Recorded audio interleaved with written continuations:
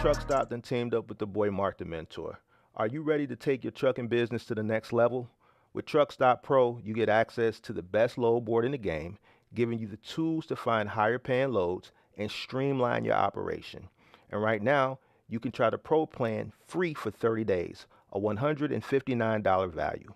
Click the link in the description to claim your free Pro plan and start making smarter moves for your trucking business today. Warning: the following content contains strong language and may not be suitable for children. This content is primarily for adults, as this is a trucking channel and truckers have filthy mouths. Please don't tweak if I say. Viewer discretion is advised.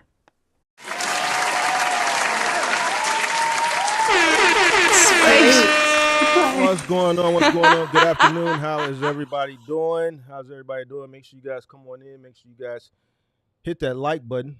Let me know where you guys are checking in from. I know it's been a few days, but we back. You dig what I'm saying? How's everybody doing? Shout out to Great Polo. Shout out to all the MGM. Shout out to William Swede, Sharks World, Isdy Walk, Danny O, DJ Starboy Alex. What's going on? Vetway Transportation. What is going on? How's everybody doing? Shout out to all the moderators. Big Herm, Hero Charm, Jonathan. How's everybody doing? Come on in. Make sure you guys hit the like button. All right, we back. All right. I know y'all was like, man, what happened to the cook-up? It's supposed to be every morning. I think the last one I told you I wasn't really feeling too well, which I got rid of that in a day. But I don't know. I just wanted to take a few days off and let some of those last live streams settle. I think I upset a few people, it seemed like, on a couple of them last live streams. It is what it is. Check this out. When I talk, my views are my views as far as how the way I look at business and things that have worked for me. You know what I'm saying? So that's all I can tell you. You know what I'm saying? Things that have worked for me and my views. All right. If you don't agree with my views and things that have worked for me, then, you know, that's your right. That's your opinion. You know what I'm saying? But it's no reason to get upset. You know what I'm saying? I'm just on here sharing my experiences and where I can help some people out along the way. That's it and that's all. So it is what it is. But come on in. Make sure you guys hit the like button. Shout out to Talk with Walk. Captured by Old Studios. Had to interrupt my college football, but I'm here checking in from New Orleans. Listen. If you want to watch your college football, you know, the replay will be here after the live stream. You know, don't let me hold you up, man. But I appreciate you putting old Marky Mark in front of that multi-billion-dollar industry of the NCAA college football. I'm honored. Appreciate that. All right, so let's get straight to it. Let's not waste no time because I want to get to the gym so I can get out and enjoy this probably one of the last few warm weekends before this weather started taking a turn. All right, scaling. Now, this is something that everybody wants to do. A lot of people want to come in already at scale.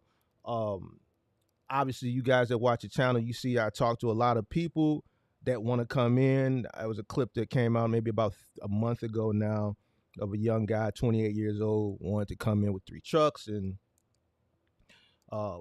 you know, we went back and forth for an hour. I don't know if he got what I was saying to him or not.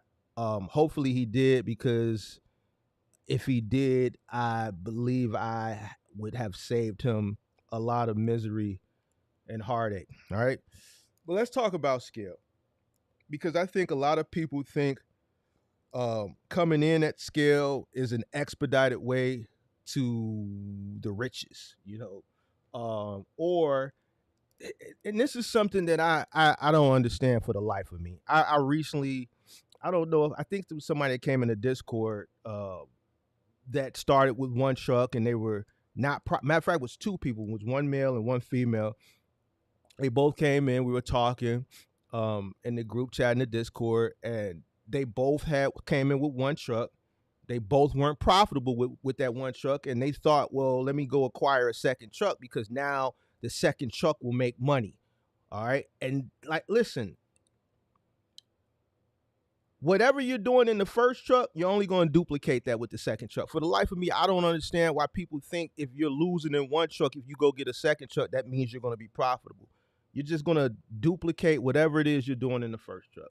And that's just the bottom line. If you haven't figured out a way to profit with one truck, what makes you think the second truck is just going to magically be profitable? It doesn't work like that. You're going to duplicate whatever you're doing. That's the whole point of scaling.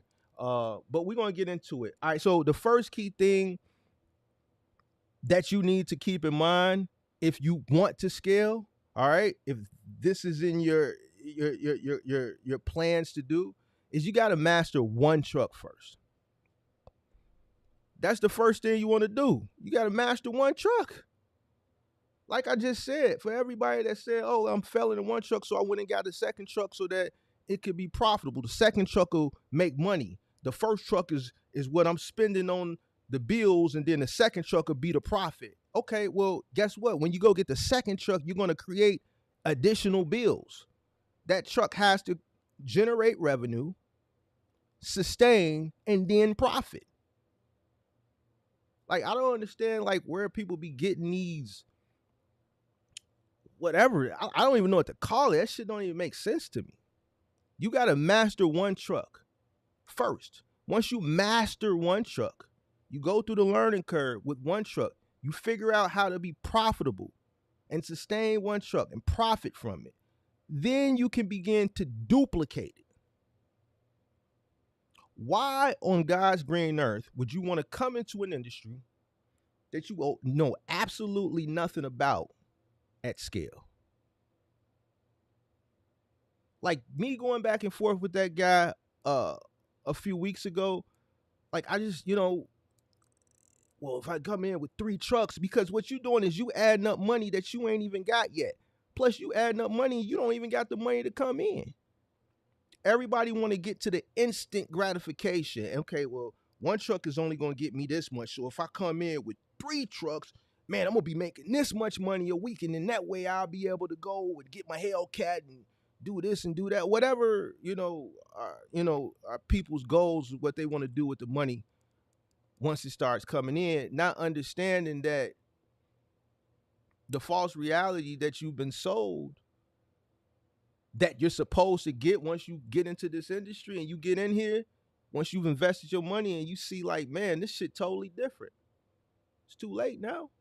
I'd rather go through the learning curve with one vehicle at the cost of one vehicle than going through the learning curve at the cost of 2 or 3 or 4 or 5 or 6 or however many. I talked to a guy who came in with no knowledge with 5 rider trucks, 5 rental trucks. Didn't go well for him. So you got to be profitable with one truck before you can even consider adding more. You have to be efficient in your operation. You got to know how to make the money. You have to know how to make the money. In order to scale, you got to be efficient. You got to know how to maximize cost and to save. You got to know where to cut costs at. These are all the things that you learn with the one truck. The first truck is your lab rat. The first truck is your guinea pig. It's your lab rat. That's how you should look at it. This is the truck that you're using to study with. This is the truck that you're using to collect all the data. This is the truck that you're using to build a foundation. This is the truck that you're using to create the blueprint of every single additional truck that you acquire. That's why I always say, listen, once I got the first truck, that money, that investment from getting that first truck, once it recouped, that same money went and acquired the second. Recouped, went and acquired the third. And the process just repeated itself. I never went back in my pocket ever again. Didn't have to. That's the point.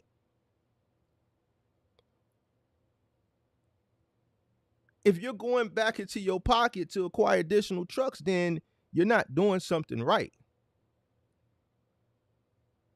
And you're too anxious. You could be profiting, right? But you're not profiting enough, or you haven't recouped the money from the initial truck yet, but you anxious. So now you willing to go into your pocket or take out a loan or a business line of credit to hurry up and make more money instead of being patient. Patience is the killer too for a lot of people. You have to experiment with different things. When I say the first truck is the lab rat, I mean it's the lab rat. Use that truck, do some cross country, some OTR. And this may not work for everybody, right? But I'm telling you, the first truck should be the lab rat. If you're still undecisive, do some OTR. Maybe try some local curbside. Maybe do a little Amazon. Maybe do some final mile. Maybe put your hands in the moving. Run that truck to see where you're going to get the most success from. And then wherever that particular lane is, which you should kind of have an idea already if you've done your business plan and your market analysis, try to really focus on that. I think a lot of people try to focus on too many things at one time. You have to be successful at one thing first. Like a lot of people say, man, Mark, I like watching your channel, you know, you're well versed when it comes to box trucks, but you know, I hear you talk about other things. Man, your channel can be so much bigger than the box truck channel. Why don't you do more current events and politics and finances and things like that, right? I'm a master in this space. So I could just focus on this. You know, you don't have to take over the world. Find something that you're really good at and take over that. See, I've never wanted to I never wanted to be a person that just was, you know, a person who put their hands in everything and tried to be the best at a lot of different things. No, I'm gonna find one or two things that I'm really, really good at, and then I'm gonna focus on that. And then I can work to be the best at that. And that's how, you know, a person who's coming into this space should look at that first truck. Try to master um the first truck. Obviously understanding the different, you know, regulatory things, because there's different things in different sectors, right? Household goods moving is different than, you know, moving general freight. So before you start to dibble and dabble, right, know the different regulations in the different sectors. All right, household goods moving is way more regulated than moving general freight. Also know before you start to dibble and dabble if there's local uh uh regulations as well. Like my state is locally regulated. So if you start any type of commercial trucking company in the state of Illinois, whether it's household goods moving or you're moving general freight within state lines or across state lines, if your vehicle is registered here in the state of Illinois, you have to have an Illinois Commerce Commission number. If you don't, and the ICC police get behind you, hey, when I tell you them fines ain't no joke, listen, they're going to see when you formed your company, they're going to charge you $100 fine from the day they caught you to whenever you formed your company. So if you've been in business 2-3 years, they're going to charge you $100 each day. That's how serious it is. All right, so you need to know if you're in a state that's regulated. Illinois is state regulated. Illinois is state regulated. Texas is state regulated. I believe New York is state regulated. I think California is state regulated. So you have to know all those things before you start to, you know, dibble and dabble in different things to see, you know, which lane works best for you, because you're trying to master something so that you can duplicate it. Bookkeeping, and I'm not just talking about your accounting, right? When you're trying to be successful and you want to scale and you're using that first truck as a lab rat, you need to document everything. Document your whole process. You got to know what's moving and what's shaking. You got to see where you're making money. You got to see Where you're not making money, you got to see what you're doing where the margins are bigger, where the margins are smaller. This is also going to help be a determining factor that once you do begin to scale, how expedited it will be or won't be. All right. The reason I was able to,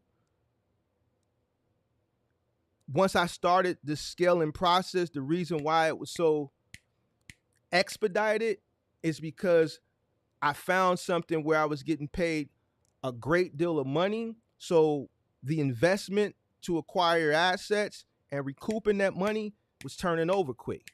And then as it was turning over and it was coming back, I was just taking that same money once we recoup and going and acquiring. If the opportunity was presenting itself and it was already on the table, I just needed more assets to meet whatever the opportunities that were being thrown at me. But you have to have good bookkeeping. A lot of people, have I had one person come up on any of these shows that knows their cost per mile? Or know their costs, whether they're in final mile. I've had moving people come up. I've had final mile people come up.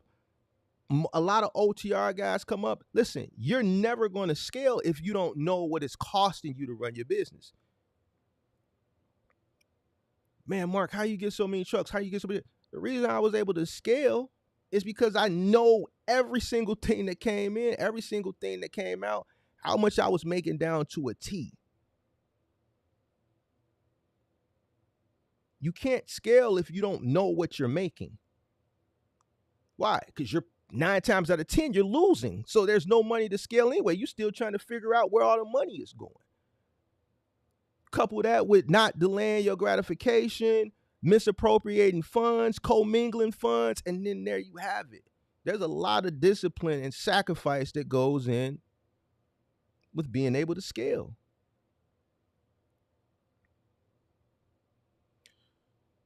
So documenting the process, all right, so that you can know what's moving, what's shaking, where the money is, where it's going, where you're losing, where you need to cut, so on and so forth. All right. Technology. Now, technology advances all the time, but a key to my success in scaling was Fleetmatics. All right, Fleetmatics was acquired some years ago by Verizon. All right, and it's called Verizon Reveal now. So if you're looking for a good fleet management software, that's what I used. All right, so it's Fleetmatics, and then Verizon acquired it, and now it's Verizon Reveal. You scale, you're going to need some type of technology to manage your fleet. You can't just have trucks out there not knowing where they're at, so on and so forth. A key to keeping costs down is spending money on things that are going to help you keep costs down. So, all right, so with Fleetmatics, right, not only was I able to see where the trucks was at, and some of you guys, when I do those live streams from the yard, I show you the system with the fob. All right, so the way Fleetmatics works is they have different upsells, but each truck I had installed the member ID, right? So every driver was assigned a fob with a serial number, and this is how we know who's driving what truck. It's going to make a noise. Once they crank the engine on, it's going to go beep, beep. And then about 30 seconds later, it's going to be a continuous beep that will never stop. If you have a 10-hour route and you forget your fob at home, that shit is going to beep all day. But once they fob it, it's going to log them into the truck, and that beeping noise is going to go off. The people who've watched some of the live streams that I've done from the yard, you know what I'm talking about. That lets us know back in the office, that let us know back in the office that John Doe was driving truck 1. Jane Adams was driving truck 2. All right, we know how fast the truck is going. We know if the truck is doing harsh braking. We know if they're doing idling, harsh acceleration. It's sending us reports. And we have up to the minute location printout, right? From the moment that truck leaves the yard all the way till it returns. All right, so if we have to do any corrective action, we have a report that when we have that individual come into the office, look, you know, we're getting brakes on this truck too often because we're constantly getting reports that you're doing too much harsh braking. Like, we just got brakes on this truck. We shouldn't be getting brakes on this truck in this period of time. It should be a longer period of time, but because your heart's breaking, and here's the proof, we're spending excess money. If you're going to continue to harsh brake, we're going to have to do some type of corrective action, or we may have to terminate because it's costing us money. I know how much each driver is bringing in.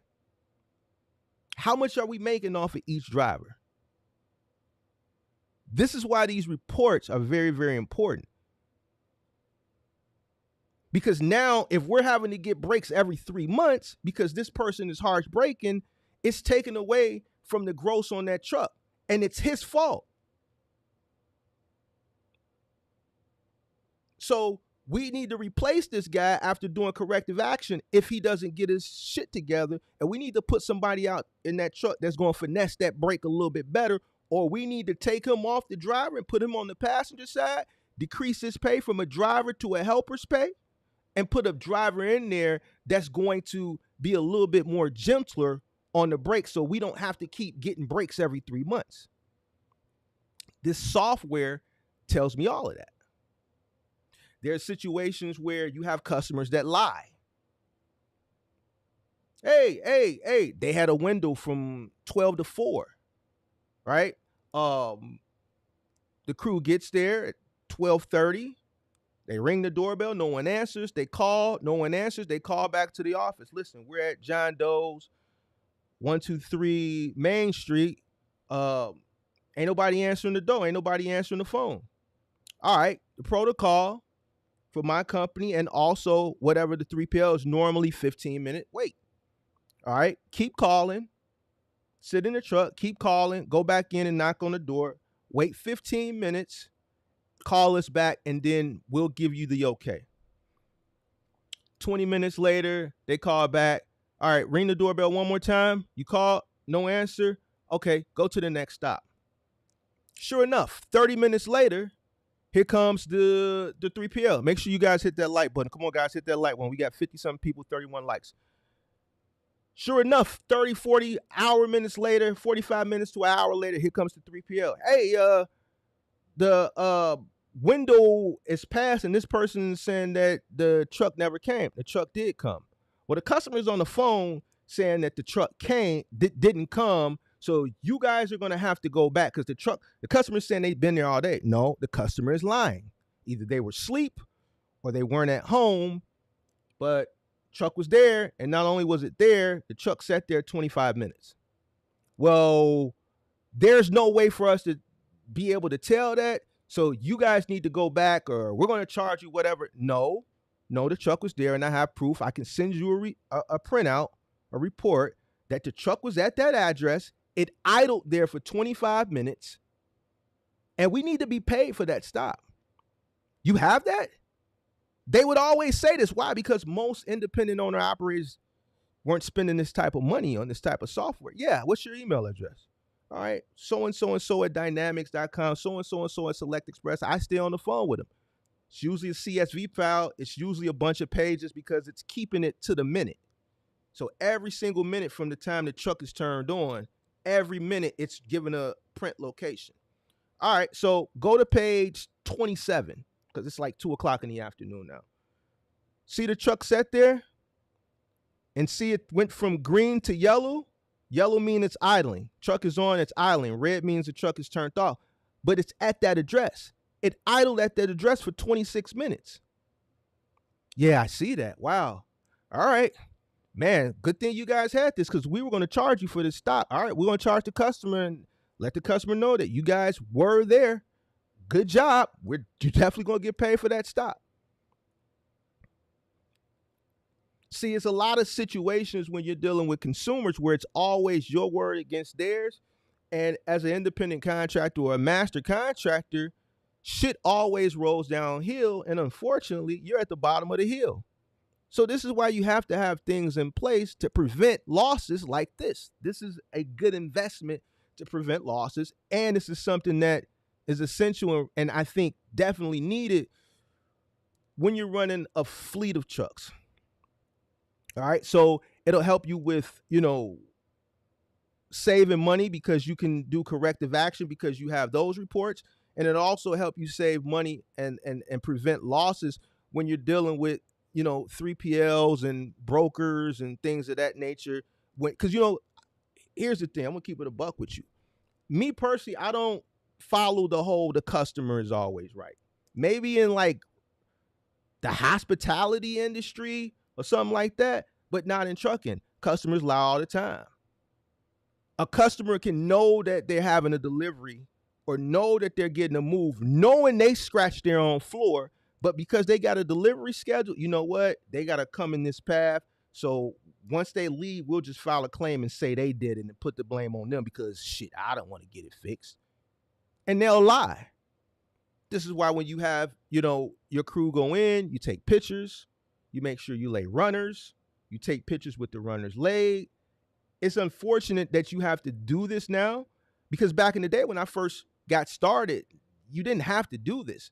But as I was in the industry for years, certain processes and procedures, I had to start implementing because as time goes on, people just become more evil. They become liars, and people just aren't as kind as they were years prior. Like as the world goes on, people just get I don't know what's going on. I don't know if it's something in the food or the water, but people be capping out here in these streets nowadays. So I don't believe that whole customer is always right because to the people who are holding your pay, they follow that model. So you have to protect yourself.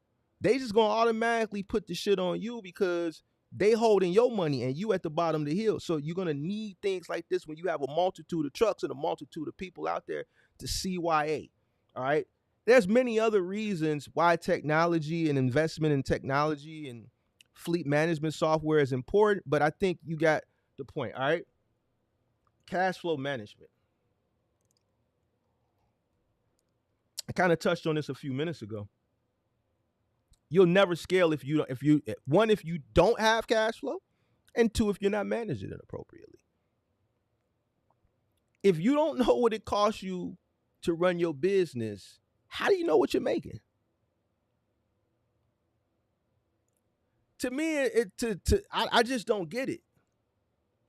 And people always ask me, how did you acquire so many trucks? Because I know what it cost me to run my business down to the T.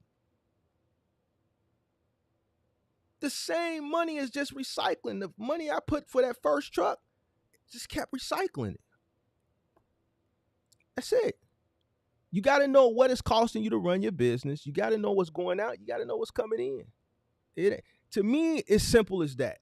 I don't know why, some people don't get it. I don't know if it's laziness. I don't know if it's, arithmetic issues. And I ain't even trying to be funny. But, you can't be successful in business if you don't know what's going out and what it's cost you. I like to use the restaurant industry because it's a little bit more tedious and there's more things involved. You go to a restaurant and you buy a number one, McDonald's knows what it costs to produce that.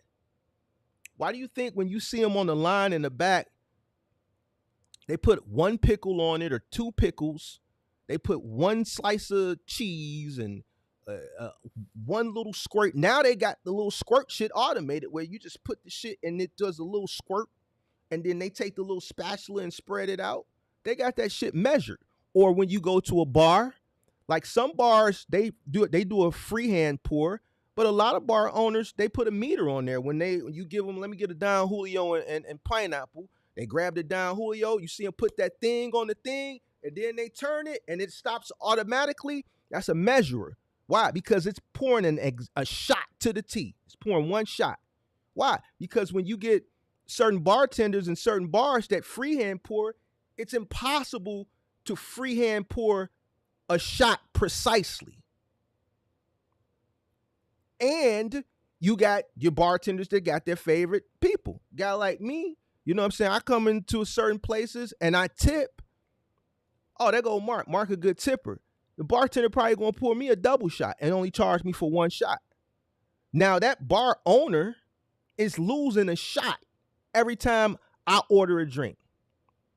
The money that I would have been paying to that bar owner, if I would have paid for the double shot, I'm just giving that straight to the bartender as the tip. right? Because here in Chicago, a shot is about $25, $30 a shot. You go to a bar here, you get a shot of Don Julio and Neo, it's gonna be $25, $30, even if you mix it in a drink, right? So I get a bartender $20 tip each time. That really should have went for the double shot if I'm getting it mixed in the drink. So that that owner is losing $20, $30 a shot depending. This is why you have a lot of bars that put the measure on there now. That's all you getting. And as soon as it cuts off, it's connected to the register and it's already ringing it up. The bartender can't finesse it.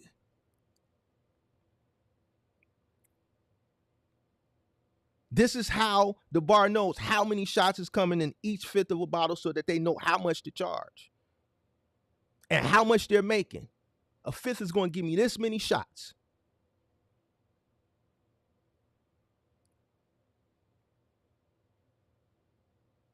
Like, you have to understand this. Like, I talk about cost from a general perspective. Listen, my books and software was real intricate. I can tell you how much each driver gross for my company, like down to that. Why? Because you have some people, some drivers and some helpers that have our claim laden. Yo, bro, you cost us $3,000 so far this year in claims. What's going on?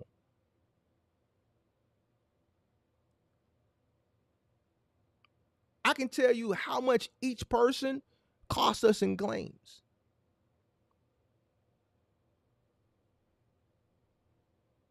So this is how, because I know what it costs me to run my business down to a T.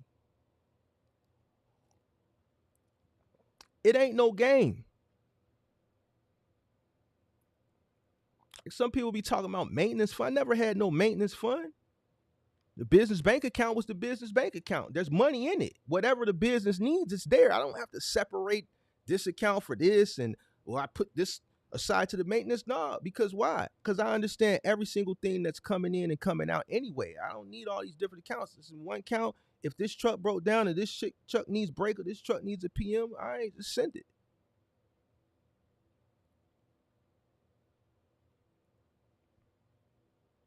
You have to have cash flow, clearly, but you have to be managing your cash flow right in order to be able to scale. Once you recoup your initial investment from your first vehicle, then every single thing after that, the business should be paying for it. That's the point.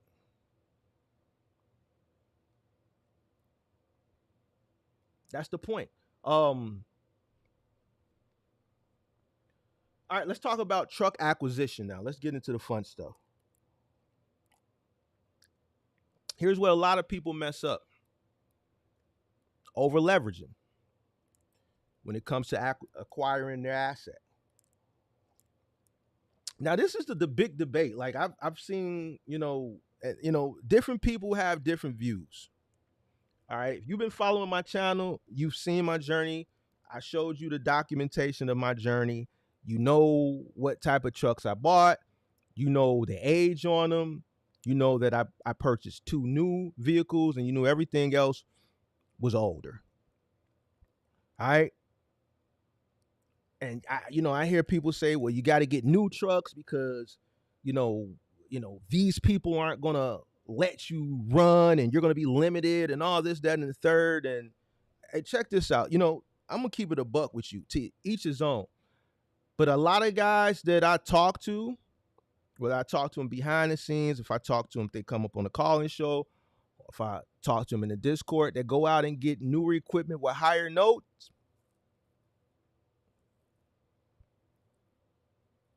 Struggling. You can do what you want to do. You can listen to whoever you want to listen to. It makes me no never, man. I really don't care.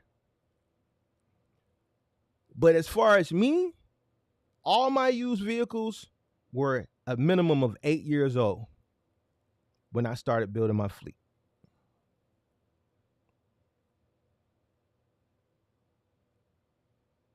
I was able to acquire those vehicles cash, and I was able to recoup the investment way quicker. I'm talking about I was returning that money over in 30, 45 days.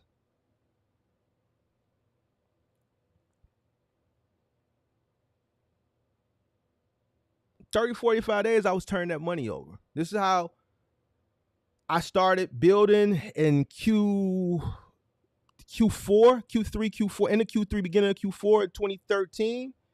And 2014, like I acquired so many trucks, it was ridiculous. I was buying a truck every other month. And then I started buying 2 trucks at a time. But I wasn't buying stuff that was very, very expensive. I was taking my mechanic with me, and we were buying equipment that was 8 years old. We were going to a dealership here and that dealer was going to the budget auctions, and he was acquiring all the budget trucks from the budget auctions. This is before your online, auctions. He was physically going to them around the country and taking drivers with him, and then they were driving them back to Illinois. And he would put his 20% or whatever it was markup on it, which was fine to me. It was still very affordable. And I was acquiring them from that dealership. Cash. Just write a check. I didn't over leverage myself. I didn't put myself in the trick bag. I took a mechanic with me. We spent the whole day there, and we went through every single truck. As well, and sometimes we couldn't go through every truck because time wouldn't allow. We went through as many as we could, and we made a decision. There was not one time I went to that lot and didn't leave with a truck. When I drove out there, we was coming back to the yard with something. I wasn't going to window shop. All right. So I didn't put myself in a trick bag with high notes and things like that. I got things that were affordable that I could recoup that initial investment quicker and turn that money. It's about turning that money over. I'm trying to turn that money over quick. So, to each his own. Me personally, even if I had to do it all over again, I'm doing it the same way. Well, man, you ain't gonna have, man, listen, they ain't gonna have an opportunity with me. See, I don't worry about, well, man, you ain't, so some companies ain't gonna work with you, whether it's brokers, whether it's 3PLs, whether it's apps. Listen, that they ain't gonna have an opportunity with me. I don't look at it. It's my business. If you don't want to work with me for whatever reason, then your loss. I'm a hard worker. I'm clean. I'm neat. I'm presentable. I'm professional. I'm going to go in there and I'm going to get the job done. If you don't want to work with me, somebody else will. I might not want to work with you. So I don't let people and companies dictate to me how my business is ran. I run my business what's best for me and what's going to make me successful. So because they not going to want to work with me because the truck ain't brand new or newer, so now I'm going to over leverage myself just so I could be able to work with this one company like it ain't other companies out here. Now, this is my personal feelings. I don't let other people dictate what I can and can't do. Other businesses, other gatekeepers. When I say gatekeepers, I'm talking about brokers and 3PLs, people that are over me that I have to do business with in order to get paid because I can't get directly to the source. So that's 3PLs, brokers.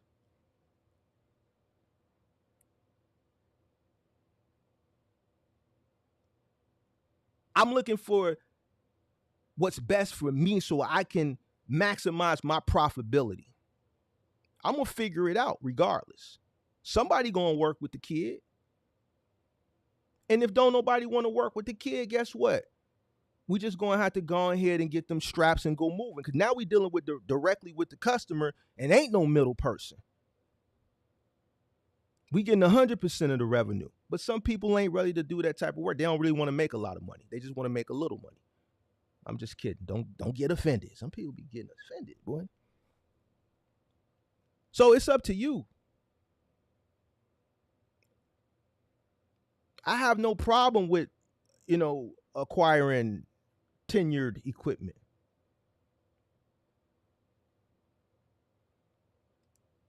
Person don't want to work with me. Okay, you ain't the only game in town. So don't over leverage yourself. Definitely start with pre-owned equipment. Man, so many people that I've talked to that are no longer in the business that came in during the pandemic that went out and spent 70, 80, $90,000. And then once the financing kick in, you paying all this. Nah.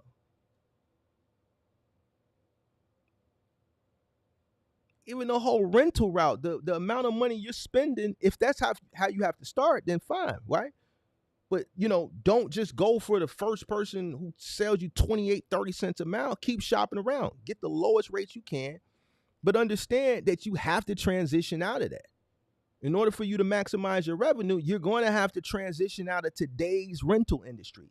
The rental industry of the past, you could run a successful business. Back in the day where we was renting 26 footers for $400, $450 a week. 10, 12 cents a mile, and it was giving us 1,500 free miles. They ain't doing that shit no more. You're not doing that no more, right? Today's rental industry, you have to transition out of it as fast as possible.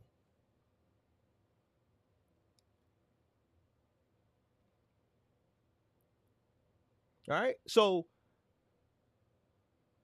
I think another key to my success was the fact that my fleet was older vehicles. And I still own a couple of those vehicles today. Chuck, listen, you take care of your equipment gonna take care of you.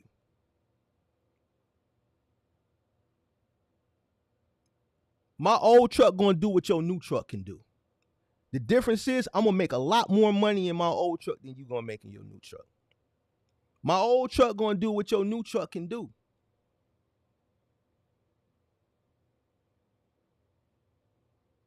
I'm gonna take it to the same mechanic, get the same service.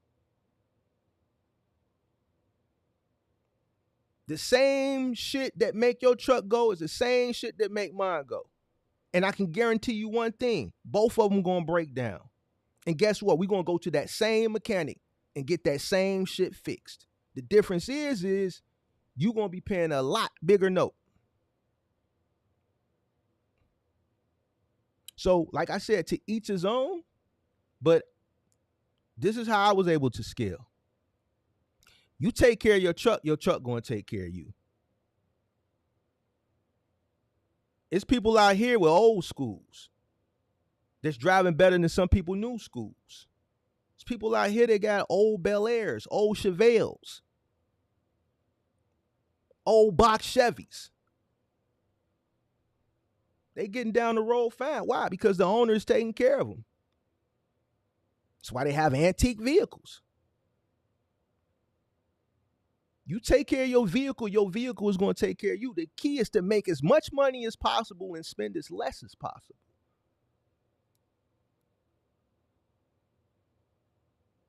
I don't care if a person don't want to work for me or work with me. Okay, we're going to knock on the next door.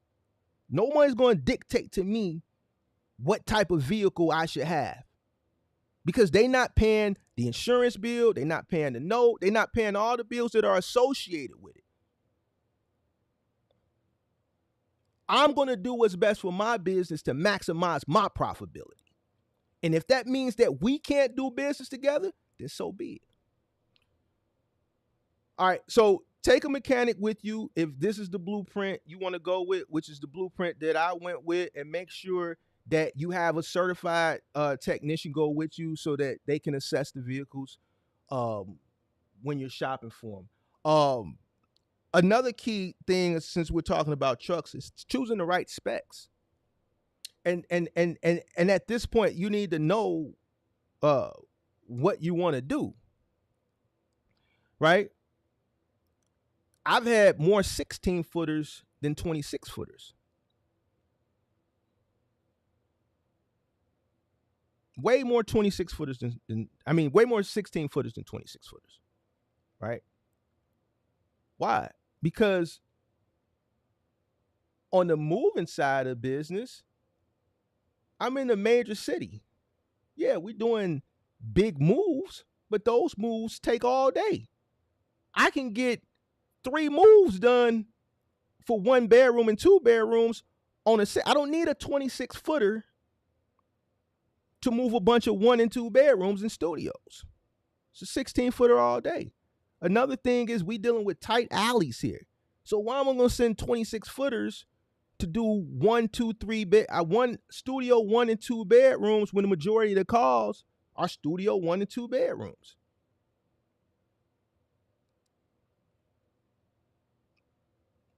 We got our 26 footers that are sitting at the same move all day, but them 16 footers, they're moving around. Them doing about 3 moves a day. So you have to know your market.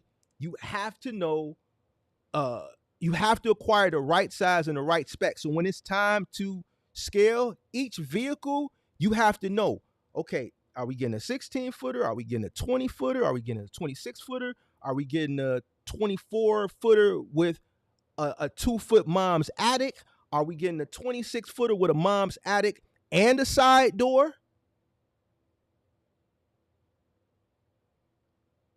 Is it imperative that the 26 footer have a side door? And this could be for moving and or final mile delivery. Why? Because we're in the inner city, and the side door may come in handy for people who live on the right side. Even, I'm telling you, we gangster in Chicago. We'll come up the wrong way. It could be a one-way street. We'll have the truck come up the opposite way just to make sure the side door, if the person is getting a delivery on the left side of the street or move on the left side of the street, all right, no problem. Go up the one way, wait for traffic, block the end of that block. We come up and double park the wrong way. Listen, we in and out. We're going to do what's best for us. Is it more efficient for us to do it that way? That this next asset we require, is it imperative that it have a side door? What's the volume of studio 1 and 2 bedrooms that we're getting? Should the next truck, do we need another 16 footer or should we get a 26 footer?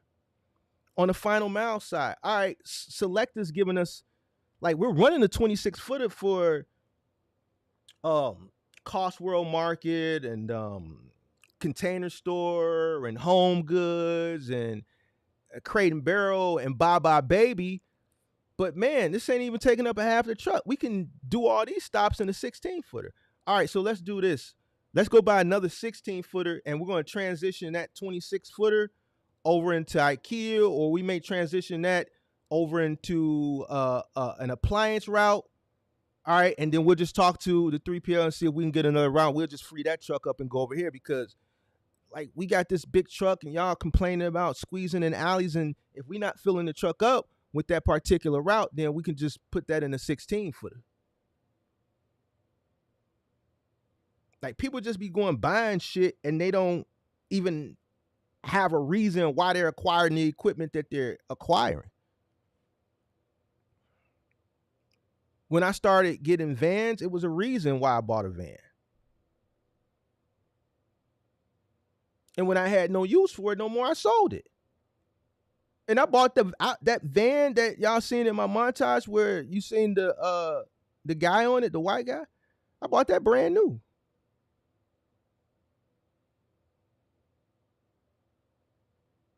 There has to be a reason for every single thing. All right, let's talk about drivers. You got to set expectations when you hiring people up front. Like, I listen to a lot of people say, I'm gonna have a driver and throw them in the truck. It's a lot more than just hiring a driver and throwing them in the truck. Hit the like button. We got 70 people in here, 54 likes. Hit that like button, guys. Hit that like button. You got to set expectation for you drivers. Contracts, depending on what lane you're in, claims. You break it, you bought it. And it's in the contract. Back in the day, I had a file for each driver and all their contract information that they signed, and everything that went in their file. If they had child support, and I had to write the check every pay period for the child support office, whatever was in their file was in their file. But being in a high liability driven industries, moving and final mile, obviously claims. I'm not going to take the hit on all these claims, right? So there was a contract in there. As time went on, I think around maybe 2016, 2017, I converted a lot of that contract from physical paper to digital in the cloud. I got a subscription with a company. I'm gonna give you a gem here, Rocket Lawyer. All right, so I got a subscription with Rocket Lawyer, and a lot of the contractual things that my staff would have to sign, it was all done digitally, and it was stored in the cloud. And obviously, Rocket Lawyer hosted it, and then I would pay the subscription every month.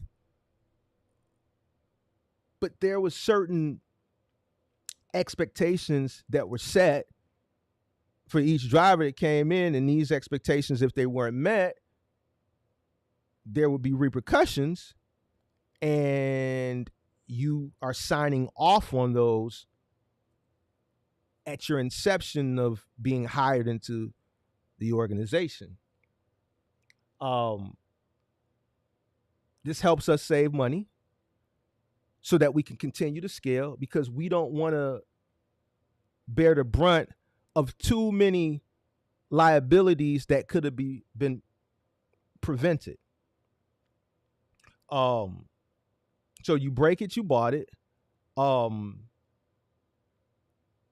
Another key thing about scaling that a lot of people fail to miss out on is when you're hiring people, you have to retain them. See, that's the key. So I got a truck. I'm in the truck. I'm ready to scale the right way. I go get a second truck. I hire a driver. I'm still in the first truck. I got a driver driving the second truck. All right. I'm duplicating the process. So that truck is making money because I'm duplicating the success from the first truck. Some time goes by. I'm ready to scale again. The only way I can scale is if I retain the second driver. If I can't retain the driver that I put in the truck, now I have to replace that driver because now I got a truck sitting. In order to scale, you have to hire and retain. You're never going to be able to scale if you're constantly losing people. You have to hire a person, retain them, duplicate the first truck, make money, go acquire the other truck, hire that person, retain them. If you lose that person, can't go to the fourth truck because now you got to go back and find the person to replace on this truck. Retain. I've always told people, every time they come up on a calling show, what are you paying your guy? $125, $130. Listen, you're never going to retain nobody when you pay them like crackheads. When my employee came up here, he said two things. He said, man, working for Mark an asshole, but Mark, man, the pay is good and you're going to get paid. Why? Because I understand that in order to retain people, you got to pay them exceptionally well. I'm running at scale. I'm willing to take a minimum profit margin off each truck because I'm making a bigger profit margin in totality because I'm at scale. I understand that to keep that truck rolling, I need to pay my guys exceptionally well. Everybody has had this moment.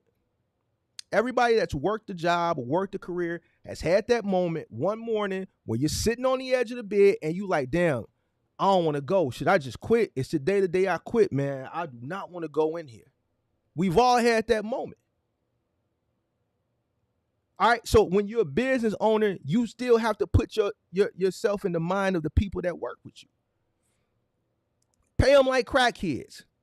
Every morning, they're going to be sitting on the edge of the bed having that same thought. Man, I don't want to go in here, man. Damn, man, I should just quit this shit, boy. I can just do Uber. I could do Lyft. I could do DoorDash. I can go work for the same company, the 3PL, that I'm going to for this fool. And in my car, I see people going there in their car. I can get a ride in my car. This is what they saying. You don't want them to think like that. You want to pay them so handsomely That even if they don't like you as a person because you're their boss, and most people don't like their boss, they're still motivated to come to work because you're paying them handsomely. A lot of people, when I talk to them, they get so caught up when they go through their numbers of, what they're paying their people. They think because they're the owner, they should take the bigger cut. And that's not always true. There's been plenty of routes that I've had trucks run where the house took the lowest share.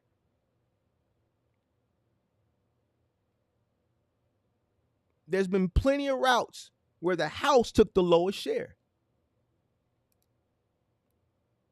My company being the house. If I have a driver that quits, then I got a truck that's not running, which means I'm not making anything. I need to make something. Every truck got to roll every day. Ain't nothing more beautiful than having a fleet of trucks, and every single day, none of them there. The best sight in the world is owning a fleet of trucks, and when you look out your office window, the yard is bone dry. You can't see a truck in sight. That's a beautiful sight. To never see your trucks, that's a beautiful sight.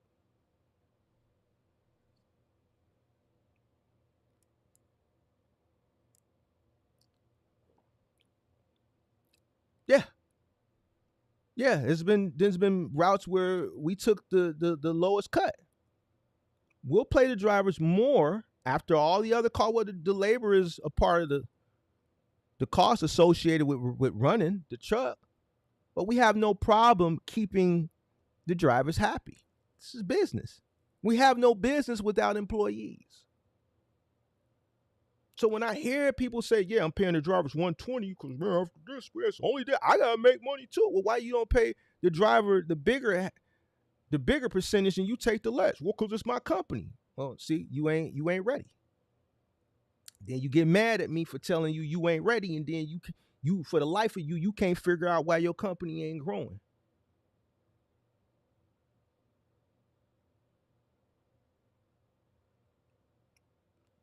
There's been routes where the truck netted $100. I've had plenty of routes where the truck would go out and only net $100, $125. Okay, it's doing it 7 days a week. Adds up. But that's okay, because I got moving trucks on the other side of the business that after all the expenses are paid are netting a couple grand. I got other routes like the IKEA that we getting 40%. I got this route, we getting 33%. All right. This route, we operating at a loss, but that's okay because we making so much money over here. This route, we getting 6%.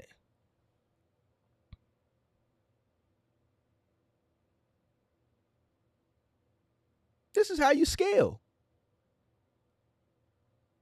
If you don't keep people, you ain't gonna scale. You got to keep people. And that's one of, if not the hardest thing. In order to get to 5 trucks, 7 trucks, 8 trucks, 10 trucks, that means everybody under that 10 truck, you hired and they stayed. Because if you are losing people, you're not going to keep growing. That's one of the main keys to my success and to anybody's success that wants to scale. You have to hire people, you have to retain them. And in order to retain them, everything is about money. You got to pay them handsomely.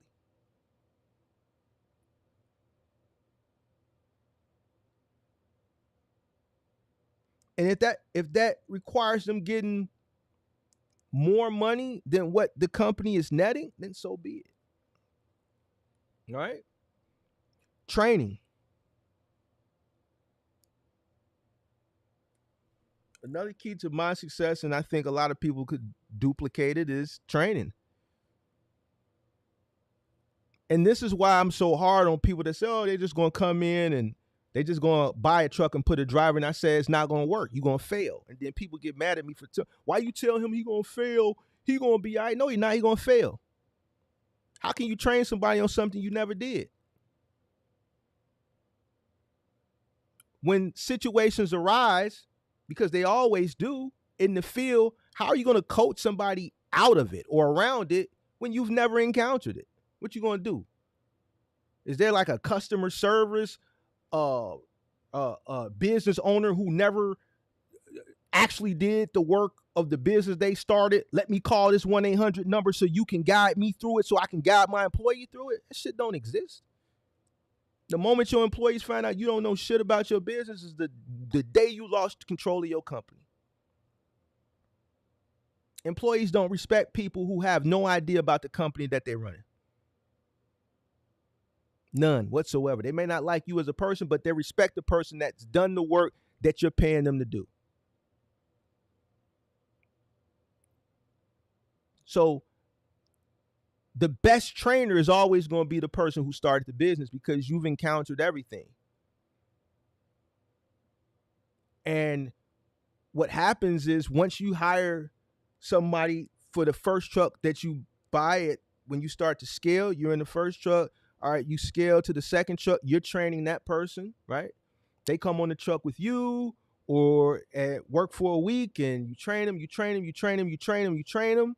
You put them on a truck of their own, and they go out and run. You set them up for success. If you don't train the individual and you just throw them out to the wolves, you're setting them up for failure. And then this is how turnover happens. This is what has your retention rate low and your turnover rate high.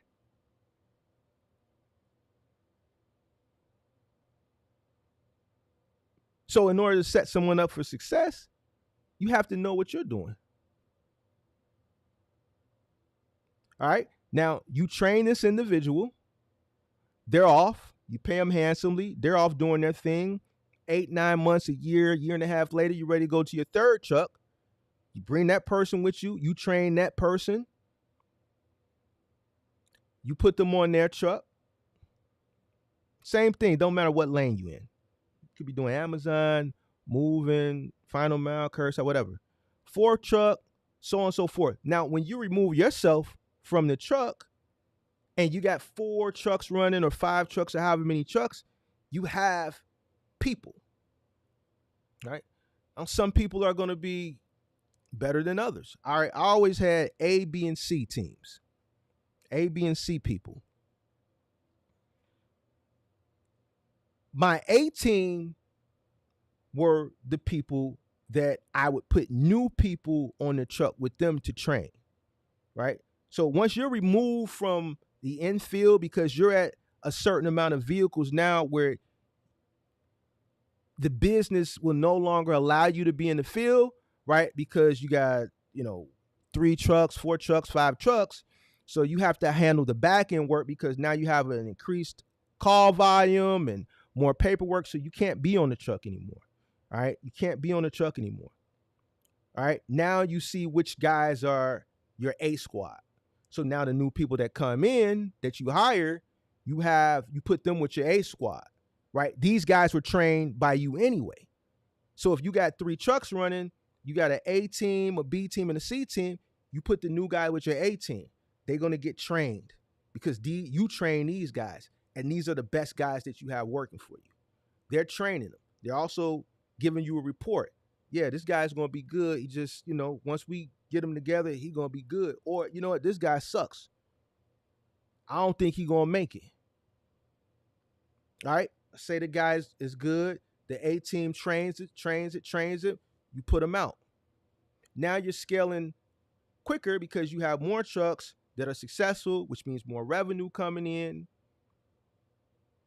You remove yourself from the field, so you're able to hire more people because you have a place to meet them.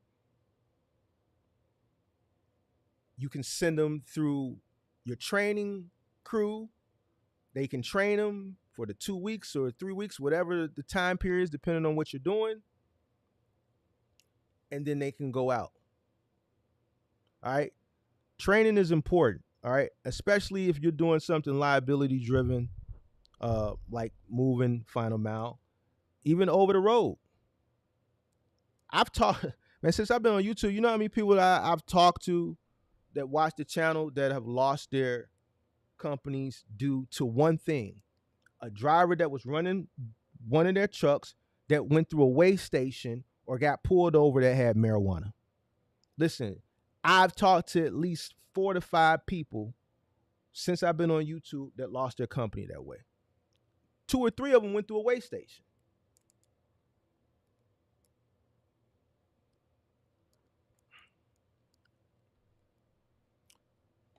Person just hiring anybody to get somebody in the truck because they said they was going to work, and you just sent somebody out there.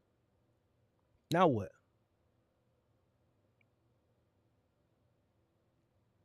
So you have to vet people out, right? You have to uh, train them accordingly. It's very imperative on vetting people correctly and training them appropriately, and then also paying them handsomely. All right, but the vetting process and the training process is very, very, very, very instrumental. All right, let's get back to trucks. Let's talk about maintenance, and I kind of touched on this a little bit, but let's talk about the maintenance part. You're running the fleet. We talked about technology. One thing that I didn't mention in the technology is also going to keep the cycle of when it's time for your maintenance. All right, if you got your maintenance set at X amount of miles, let's say 9,000 miles, 6,500 miles, 7,000 miles, whatever it may be, the software is keeping tabs on this. Why? Because when you get the maintenance done, you're logging it into the fleet management software. The PM, you're logging it in, the date, the miles. The software is keeping up with the miles anyway. And as it gets close to that time, you can set a reminder 1,000 miles prior to due date, and it'll start sending you emails so that you can schedule a PM date for this equipment. Now, this is imperative with keeping your equipment rolling. All right, downtime means loss of revenue. You want to have a high percentage of uptime for your fleet.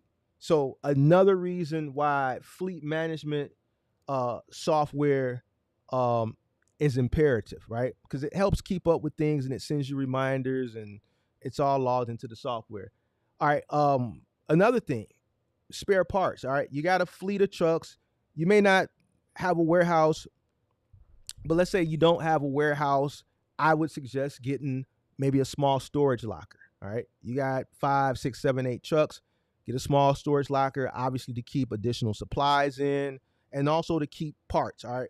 One of the main things that I would have to replace like crazy at scale was the side mirrors.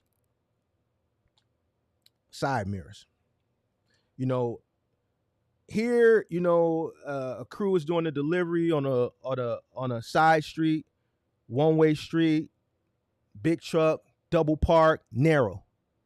Cars may be able to get through, but if a FedEx truck or UPS truck, or let's say an Amazon truck or a garbage truck or another moving truck comes by, if they can squeeze by, you don't fold that mirror in and they don't fold their mirror in. They just going to go, they're going to hit the mirror. Either it's going to shatter the glass or it's going to knock the whole arm off, and you got to replace the mirror.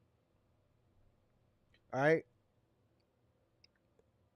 Sometimes, depending on how they would hit it, if they didn't knock the arm off, the glass just got shattered. It's a way to replace that glass. But what I would do is I would just order the whole arm, right? When I first started and what happened, I didn't know any better, right? I used to take the trucks to this place here called Smith Glass on 87th and Cottage Grove to everybody that's from the crib. And then they would just cut the mirror out and install it on the arm. They would charge me like $40, $45. All right. And then the first time I had to order an arm, I ordered it from a local auto parts place and they charged me $600. I didn't know no better. I'm still learning. This is the learning curve. The first side mirror I purchased, not knowing any better, I purchased it from Hyman's Auto Parts here in Chicago, off a commercial. They charged me $600. I thought that was ridiculous, and when it happened again, I did more research. I'm Googling. An eBay store pops up. I'm finna put y'all on game. This that vet shit right here. So you only gonna get this information from a vet. Ryder has a parts division. Yeah, Ryder Truck. They have a parts division, right? So I'm Googling the part for the truck. An eBay store comes up, and it was a Ryder parts store. Ryder has their own eBay parts store. I found the goddamn mirror for like 140 something bucks, brand new. It wasn't an OEM from what I remember. No, it wasn't OEM. Well, it was 150 bucks in comparison to I spent 600 bucks for an OEM from Hyman's Auto Parts. I'm gonna spend 150 bucks. Why? Because the goddamn mirror gonna get knocked off again? Because no matter how much you tell these guys, fold the mirrors, fold the mirrors, fold the mirrors, fold the mirrors. Some guys, they would do it. Some guys didn't. Sure enough, mirror gets knocked off. But anyway, Ryder has a parts store on eBay. I don't know if they still have it today. I haven't had to order any parts, but they had the mirrors for $150. Right? Now, all the extra parts, I never threw away the housing. I would always keep the parts, right? Because sometimes on those side mirrors, you got the assembly. Obviously, you open the door up. There's 3 screws. You get a ratchet. You take the whole assembly off. You put the new assembly in. Depending on the model truck we're talking about, they got the 3 screws. You stick them in the hole, and then you screw the nuts in, obviously with the door open, right? But on the swivel part, on the mirror, there's a little hole with a little bitty Allen screw. And, you know, over time, especially in a market like here, with a lot of salt, it kind of rusts and it gets loose and sometimes it may pop out. No problem. We got 4 or 5 other ones in the warehouse. We could just take that screw out and put that one in. And now we don't have to go to Ace and try to figure out which screw is going to fit. We just take one out because we kept the parts. You never know when you're going to need the parts. Now, this saves a lot of money. When you're a business owner, it's all about saving money. Any way possible. You become like goddamn Sanford and Son. Listen, I can go to the warehouse now, even though it's abandoned, the new owner is not keeping up, but I did go there on a live stream. A lot of the shit, old shit that we left there when we moved out is still there. A lot of old mirrors, rims, just a lot of different parts. I'm not going to order a whole new housing for a small part when I got 6 other broken housing mirrors sitting in the warehouse. This is why we save them. And you wouldn't believe how many times we have to take a part here, a part there. It's all about maximizing your profit margin.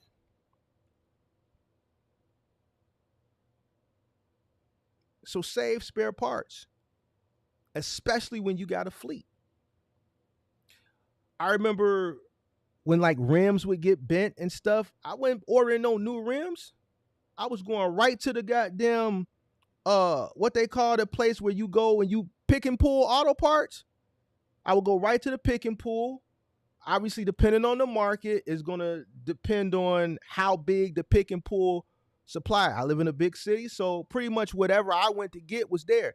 I would always go to the pick and pull and get rims. When I needed a new rim, because let's say a rim was bent or something like that, I go to the pick and pull, which wasn't too far from the yard.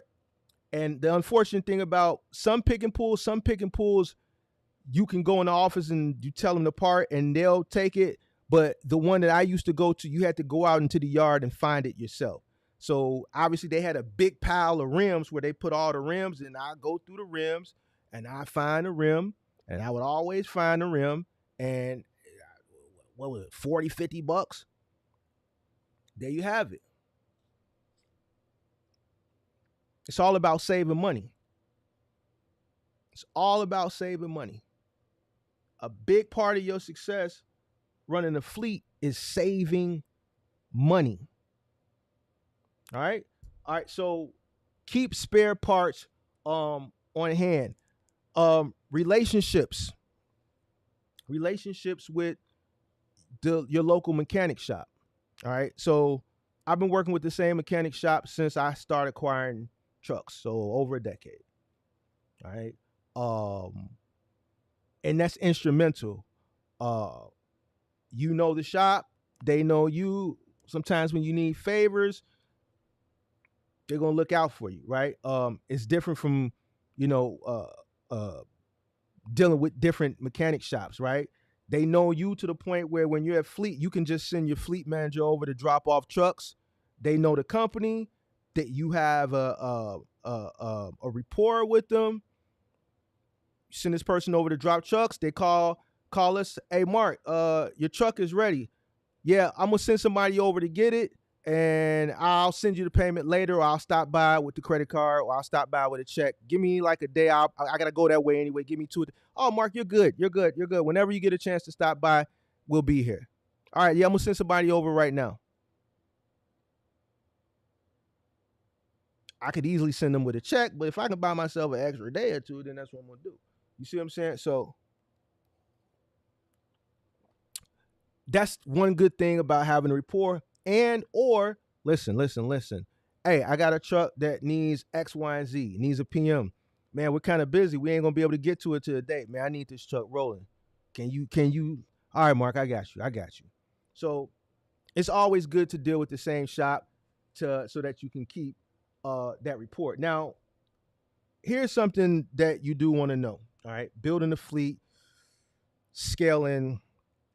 Another key to my success, and I think it would help other people as well, is diversify. All right. You don't want to have all your trucks doing the same thing, and all. You don't want to have your trucks all in one place. All right. You don't want to rely on one 3PL. You don't want to rely on one broker. You just don't want to do it. All right. Let's speak on 3PLs, for instance. I can give you an example. Just because you're running a successful contract for this 3PL doesn't mean it's going to last forever. Well, Mark, what do you mean? You could be doing a great job, but guess what? You're only as good to the 3PL as they are to the retailer. I've had plenty of accounts where I was running for a 3PL a contract, and the 3PL lost the account with the retailer. So if they lose the account with the retailer, then you lose it by default. So imagine you got 5 trucks and you're running them all for XPO for Lowe's, or you're running them all for UST for Lowe's, and then they lose the Lowe's contract in your market. Now all 5 of your trucks is just down.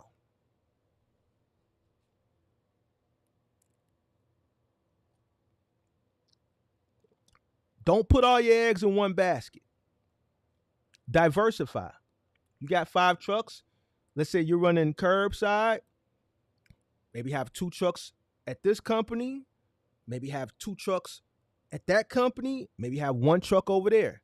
So if the 2 trucks are at this company and the 3PL loses the contract, no fault due to you, you still got 3 other trucks that are working that are help kind of covering the loss for those 2 trucks while you source other opportunities for those 2 trucks. Hit the like button. I saw it's like 80 people in here. We got 76 likes. Okay, cool. So diversify. Even if the one company that, let's say, you're running for has opportunity for all those trucks, you still don't want to put all your trucks in one spot. I could tell you on numerous times where I've had trucks running an account and the 3PL lost them. For those that have been in the industry for a couple years now, you guys know that. We're in the Discord yesterday talking about some I think we were talking about how I think UST lost Lowe's and in Texas, I believe. Another thing is you could be running a contract for a 3PL for, let's say, Cons, and now Cons is bankrupt. They're going out of business. So now you got 5 trucks running Cons, and now they bankrupt and out of business. So now that's 5 trucks that are coming to an end. So now you got to scramble to source opportunity for 5 trucks.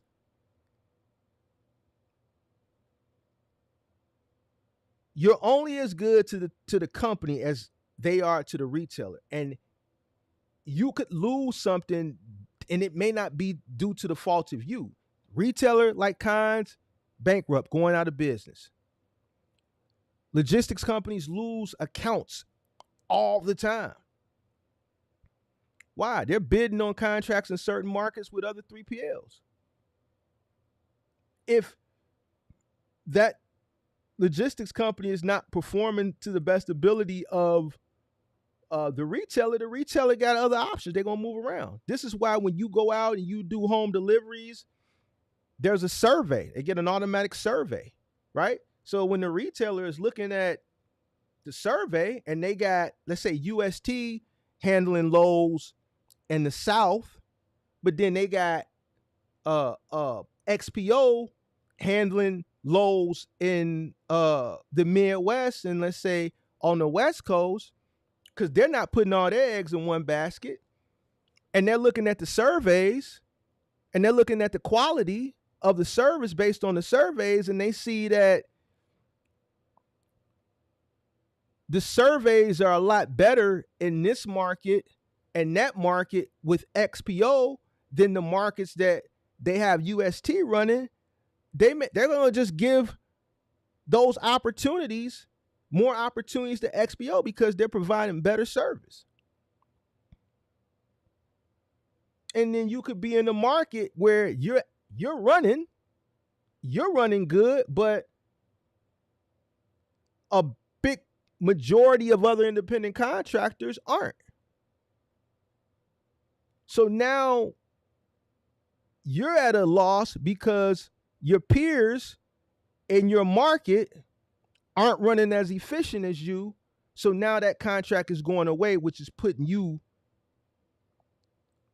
in a bad situation. Now you have to source revenue and find opportunity for those trucks because they're all in one place. But if you were diversified, you would still have some trucks running to help compensate and cover some of those losses for those few trucks while you find opportunities for those.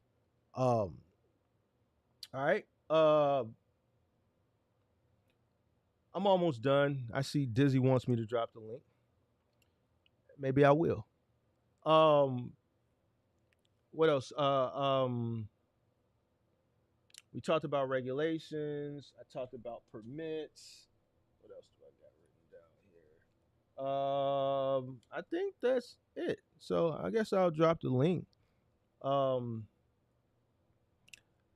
But what I want to say in conclusion is, which is probably the most important thing that I could tell people, is scaling takes time. It's not something that can be done overnight. It's not something that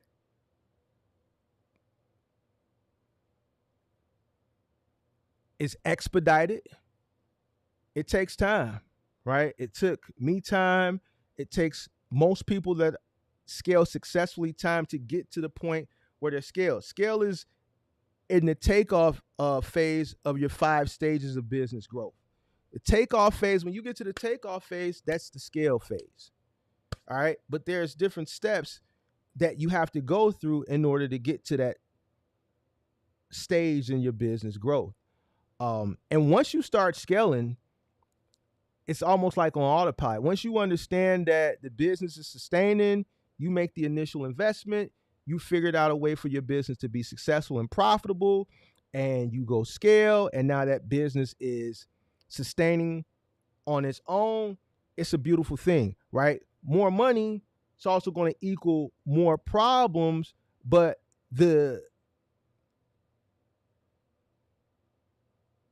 thing that you set out to do, which was to get your business to 1, profitability, and then at 2, to scale, you've accomplished those those targets. And it's listen, when you get to that point, it's like you don't realize it's happening until like after it really happens, and you just look and you just see, all the trucks, and you got a scaff of 10 or 15 or 20 or 30 or however many people, and it's just a beautiful thing. A lot more work associated with it, right? But it's a beautiful thing. So um hope people got some gems from this live. Somebody wanted to come up. Link is pinned. Well, I didn't pin it, but I guess I'll pin it to the top of the chat. Hopefully someone learned something today. Make sure you guys hit the like button. Young man said he wants to come up, so I'll allow him to come up. Link is pinned to the top of the chat. Listen, I'm not going to wait. The link is pinned, so if you want to come up, go ahead and come up. I'm only going to give you a few minutes. I'm not being rushy, but I just, I'm pretty much done with my lecture. I'll read a few of these comments while I'm waiting for the young man to come up. Thanks for the feedback, fellas. I was hoping to find something around 2016. Shout out to DJ Starboy. Appreciate that.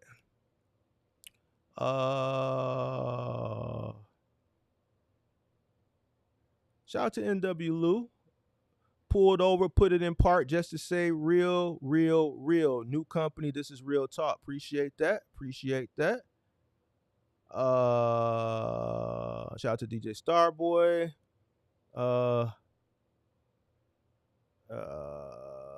What's funny is I thought this was common knowledge, maybe because I was an auto tech, but I always keep parts I know are going to break, belt screws, fillers, etc.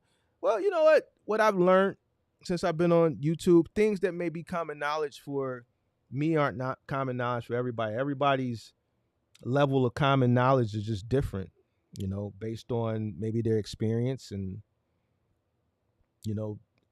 different variable, different factors. So, yeah, everybody's level of common knowledge I've come to learn is just not the same, and that's not a bad thing. It's just not. Some people may have common knowledge in other things that you may lack, and you may have common knowledge in some things that they may lack. But everybody's level of common knowledge that I've learned, no matter how simple something may seem, it's just not the same. Let's see. Betway say he almost lost his company making that mistake. Shout out to Kobe, appreciate that. All right, I think Dizzy be trolling. I don't really think he want to come up. Dizzy probably ain't gonna have nothing good to say. He want to debate, and I believe if he wanted to come up, he would be up here already. Shout out to Andrew Green for checking in. Shout out to Von Gray. Let's see who else we got in here.